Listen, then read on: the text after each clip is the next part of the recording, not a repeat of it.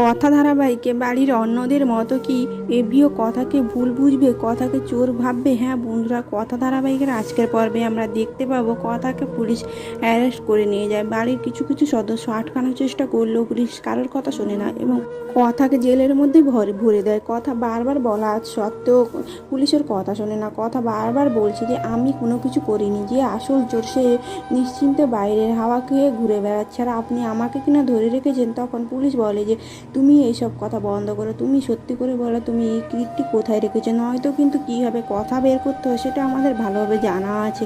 কথার কোনো কথা না শুনে কথাকে জেলের মধ্যে ভরে দিলে কথা জেলের মধ্যে দাঁড়িয়ে দাঁড়িয়ে ভাবতে থাকে, আর যদি একজন থাকতো তবেই আমাকে বাঁচাতে পারতো, কিন্তু সে তো এখানে নেই, সে তো আমায় ছেড়ে অনেক দূরে চলে গেছে। সে কি আমার সঙ্গে দেখা করতে আসবে, নাকি আমার এই কথা শুনে সেও আমাকে ভুল বুঝিয়ে আমার থেকে দূরে সরে যাবে? এতেই আমি ওনাকে ভালোবাসি, এই অপরাধে উনি আমায় ছেড়ে অনেক দূরে চলে গেছেন। তার উপরে যদি উনি জানতে পারেন বাড়ির কিট চুরি হয়েছে আর ওটা আমি চুরি করেছি, উনি যদি ওটা বিশ্বাস করেন তবে তো উনি কখনো আমার কাছে আর ফিরে আসবেন না।